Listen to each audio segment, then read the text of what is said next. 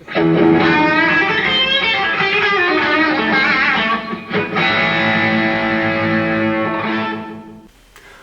hello and welcome to the final part, I'm afraid, of the Esoteric Audio Research 8-channel valve mixer project, because I'm afraid the project has been terminated. I know a lot of you have enjoyed watching me work my way through this. I didn't get terribly far, but anyway, that's how it is. The issues that became apparent were safety issues, actually.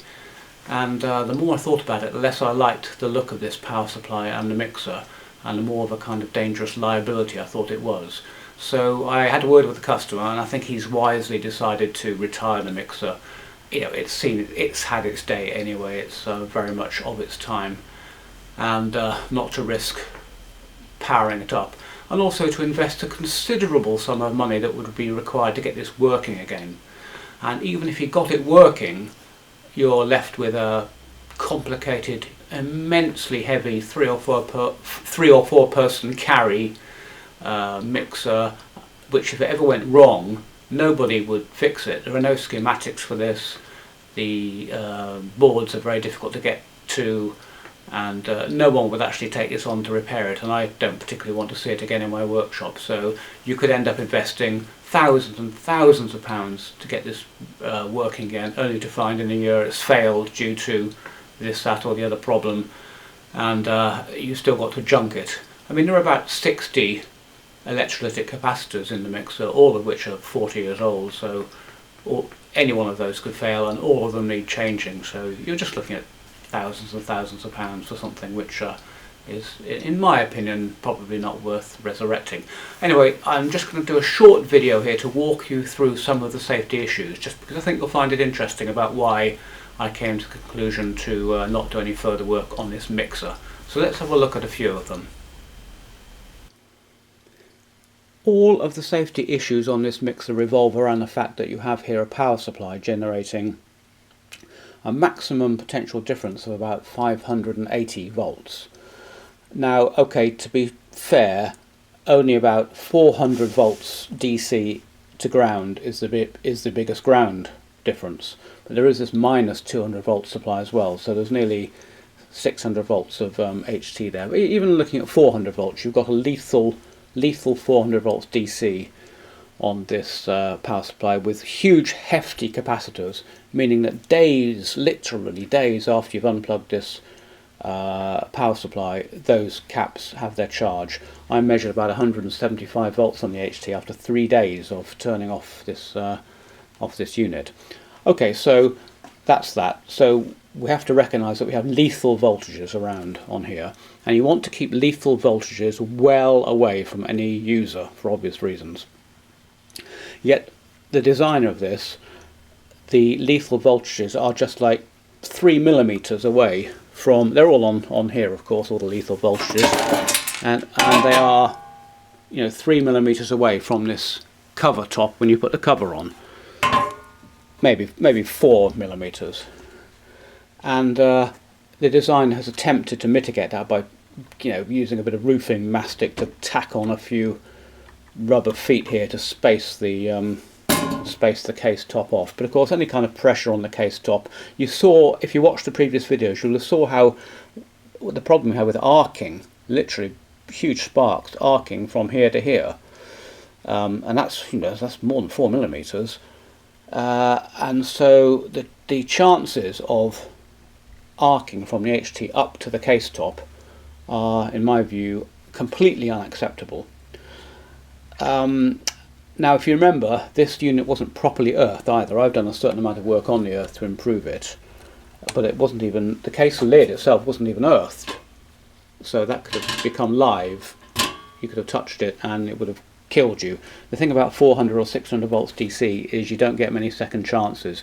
You get a nasty belt off 240 volts AC, I'm sure you know, but if you ever touch 400 volts DC, you will know all about it, particularly with the huge reservoir capacitors there are on here. So long after this is switched off, it can be completely lethal. It's not made properly. Look at this thin sheet here. It bends when you pick it up. Nothing like a good enough construction technique there. and the earthing was non-existent. Or well, no, that's not true. The earthing was very poor on this. I've tidied it up a little bit. So that's that. Now let's look at the umbilical cord that connects this up to the mixer. Okay, here's the back of the mixer, and this cable here connects the mixer to the power supply we just looked at. So that plug goes in there, and the other end goes into the mixer. Okay, so I'm sure you can immediately see a problem here, that if you were to plug one end of this into the power supply, and you could somehow turn the power supply on, then this end would be dangerously live. Now, to be fair, of course, he hasn't put pins on this end, it's sockets. However, those sockets are only, a couple of millimeters beneath the plastic there. So if I were to put my finger there, or my thumb, when I take this out, and the other end was connected to the power supply, I would easily get an arc straight across to my finger there, and potentially get a lethal shock. Now, if you watch my other videos, you will have noticed I was puzzling about why this power supply wouldn't come on when I plugged it into the mains. And the reason is that the designer has taken the live 240 volts live up the umbilical to the mixer, where you'd expect to have an on-off switch, but in fact there's just a shorting link, goes back down the umbilical and then back into the power supply to produce the 240. So the net effect of that is only if this is plugged into the mixer will the power supply come on. And you might think, okay, I know what he's doing. He was aware of this potential problem here of touching this, and so he made it so that only when this is plugged in would the power supply become live. Okay, well I thought about that. I thought, okay, yeah, he's mitigated that issue. But then I thought, hang on a minute. If you were to power up the mixer with the power supply, all plugged in, all nice and safe, and then when you finished your gig, the first thing you do is to unplug this umbilical without turning off the power supply, which you could easily do. Now you have, this is still connected to the power supply. The power supply's got 3 days worth of charge on it, and it's still fully charged up. It's virtually, and because of the nature of the huge capacitances he's got in here, it's the same as it being plugged into the mains. So again, if you put your finger on there, you could get a very nasty belt through there. So that's again completely unacceptable safety-wise. This would not pass any safety inspection at all. Now, whilst we're on the subject of the umbilical, it's quite a thin umbilical here. It's not even as thick as my little finger. And in there are 8 cores. I'm sure you've seen inside this sort of cable. They're quite thin little cores of cable, half a millimetre across or something like that. Quite small with not much insulation. So in here you've got grounds, you've got 600 volts DC, you've got 240 volts AC, all in this cable, which is a signal cable. It's not designed in any way, shape or form to take voltages like that. So it's a miracle that this has never broken down before internally, this cable, and you haven't had any arcing inside between the 600 volts and the ground wires, which are lying cheek by jowl with very little insulation between them in this cable. So again, that's not very good practice. Now the final thing I want to talk about is the earth. You can see the earth here. There it is there. That's the earth wire coming in. And initially there wasn't any earth wire going down to the chassis here, or any earth wire going up to here, or any earth wire going off to the top. I've created all that. The earth was just literally picked up from here, which is like a metal point, and it relied on the contact between this IEC main socket and the chassis, paint notwithstanding, to create an earth for the entire chassis. Absolutely unbelievable that anyone could design something like that. It's really, really shoddy. I don't like to do anybody down, particularly as a designer this has recently passed on, but that is very, very poor practice. Okay, now, how does the mixer get earth. Now remember, the mixer has got 600 volts DC floating around. It's got 400 and minus 200 up at the mixer end. That's the touchable end. That's where you can put your fingers on stuff. How does it get earthed? Well, it goes up the umbilical. One tiny little thin 0.5 millimeter wire going the length of this with all its resistance up to the other end, and that is how the chassis of the mixer is earthed. Well, that's completely unacceptable again. The gauge of this wire is nothing like enough to provide a decent earth. You need very chunky wire for earth. It should be able to take 10 amps minimum for 30 seconds or so. That's what you do when you do an earth test on a piece of equipment. And so the earth in here will be high resistance for a start off, which means that the chassis of the mixer can float up. Might not go to the full 600 volts DC, but it could float up to 100 or 150 volts DC because of the resistance of this. And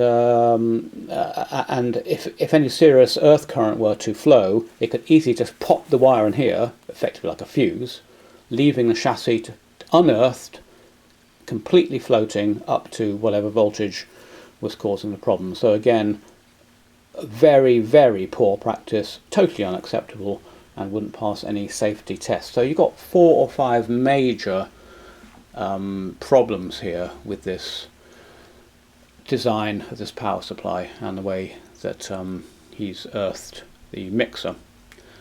So that's it, and any one of those will be enough to condemn this, but 5 of them, whatever it is I've just said, 4 is more than enough to make this a condemned project. Now, unfortunately, the solution, if you wanted to implement it, if you could want to spend the thousands of pounds required, would be to completely remake this power supply into a far bigger, much more sturdier case. Get rid of all this stupid printed circuit board here, have some nice, decent capacitors bolted down, proper power resistors on a heat sink. Just make this a proper power supply design, which it isn't. This is a lash up. So you need to do that, but then you're going to have to rethink this umbilical. And I'm not sure, because I just don't know, what kind of gauge of umbilical you would need to put 0.5 kV up 3 meters. I'd imagine it might have to be this kind of thickness. Not this thickness, maybe this, with some really hefty conductors inside and a great big vroom, vroom, vroom connector on the end of it. And that would mean, remaking this cable. Is there enough room on the mixer? Have a look, is there enough room on the mixer for it? Well, yes, probably you could put a much, much bigger connector in here somewhere, big, something. It has to be something about this diameter, I think, where you go clump, clump. And again, you have to be very careful about discharging the power supply. You'd have to make some, part of the power supply design would be some large internal resistors, which quite quickly power down the voltages when the mains was disconnected, whereas at the moment they're hanging around for days. So that's that, and it's just not worth it, really. It has had its day, I'm afraid, this mixer, and it was made by somebody who I think just wanted to prove he could make an 8-channel valve mixer. Apparently it's got an illustrious history. It's had some lovely albums recorded on it, which have kind of won awards, and I'm not saying anything at all about its sound quality. I know nothing at all about that. It's supposed to be very good, if you like, that valve kind of sound. But as far as maintenance or safety, it's a complete disaster. So the customer has wisely decided to cut his losses. I haven't charged him very much at all for all the work I've done on the mixer side. I just decided to cut my losses too, and I enjoyed working on it, but I don't really want to charge him a huge load of money for a non-working mixer. So I hope you enjoyed this. I think it's been quite an instructive little, few little videos. Thanks as always for watching. I'll catch you on the next video, where hopefully we'll be working on something a little less complicated.